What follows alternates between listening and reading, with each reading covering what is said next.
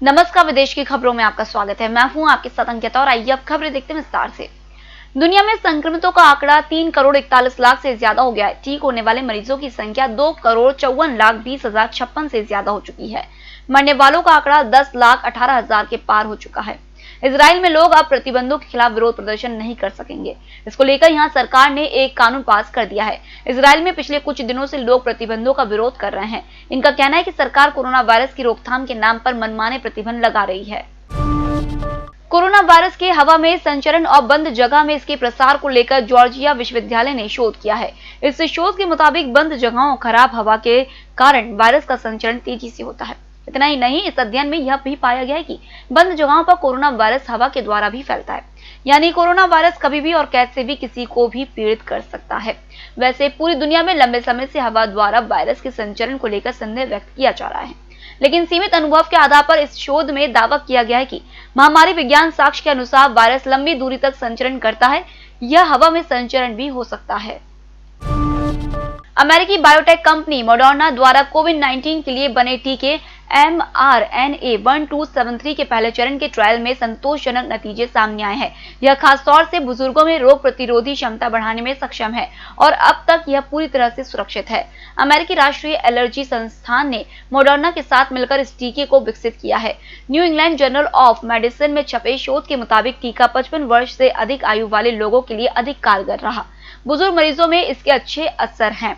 NIAID के शोधकर्ताओं के मुताबिक बुजुर्गों को कोरोना से अधिक खतरा है। ऐसे में टीके के ट्रायल के लिए इन लोगों से मिले नतीजे अहम भूमिका रखते हैं।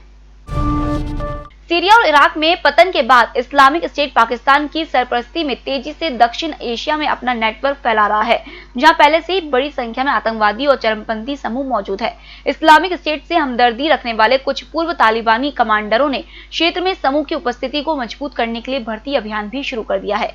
संयुक्त राष्ट्र मानव अधिकार परिषद के 45वें सत्र के इतर दक्षिण एशिया में इस्लामी स्टेट का उदय नामक शीर्षक के एक वेबिनार में एम्स्टर्डम स्थित think tank European foundation for south Asian ने यह बात कही। कैथोलिक ईसाइयों के सबसे बड़े धर्मगुरु पॉप फ्रांसिस ने अमेरिकी विदेश मंत्री माइक पोम्पियो से मिलने से इनकार कर दिया है। पॉप वेटिकन सिटी में रहते हैं। वेटिकन ने एक बयान में कहा, अमेरिका में इस वक्त चुनाव प्रक्रिया चल रही है। चुनावी दौर में पॉप किसी नेता से मुलाकात नहीं करते। हालांकि कुछ मीडिया रिपोर्ट्स में दावा किया गया कि पोम्पियो ने पॉप से मिलने से पहले चीन में मानवाधिकार उल्लंघन को लेकर एक बयान दिया था। वेटिकन नहीं चाहता था कि पोम्पियो वेटिकन का इस्तेमाल सियासी फायदे के लिए करे। बीते कुछ हफ्तों में ट्रंप एक बात साफ करते आए हैं। पहली प्रेसिडेंशियल डिबेट में तो उन्होंने इसे बिल्कुल साफ कर दिया है। ट्रंप के मुताबिक 3 नवंबर के राष्ट्रपति चुनाव में मतदाताओं के सामने सिर्फ 2 विकल्प हैं। इनमें डेमोक्रेट कैंडिडेट जो बाइडेन की जीत शामिल नहीं है। इसका मतलब यह है कि चुनाव ट्रंप ही जीतेंगे। अगर हारे तो मेल इन बैलेट्स को गैर कानूनी या अमान्य घोषित कर देंगे। इसे चेतावनी कहें या वार्निंग को गंभीरता से लेना चाहिए। इजराइल में पिछले कुछ दिनों से लोग प्रतिबंधों का विरोध कर रहे हैं। इनका कहना है कि सरकार कोरोना वायरस की रोकथाम के नाम पर मनमाने प्रतिबंध लगा रही है। प्रधानमंत्री बेंजामिन नेतन्याहू से इस्तीफे की मांग की जा रही है, लेकिन सरकार ने भी सख्त रुख अपना लिया है। संसद में एक कानून पास किया गया है। इसके तहत अब विरोध प्रदर्शन गैर कानूनी होंगे और ऐसे लोगों को गिरफ्तार किया जा सकेगा। बेल्जियम में 493 दिन बाद देश के अगले प्रधानमंत्री के नाम का ऐलान किया गया। लिबरल नेता अलेक्जेंडर डी क्रू देश के अगले पीएम होंगे। वे 7 पार्टियों के गठबंधन से बनने वाली सरकार की अगुवाई करेंगे।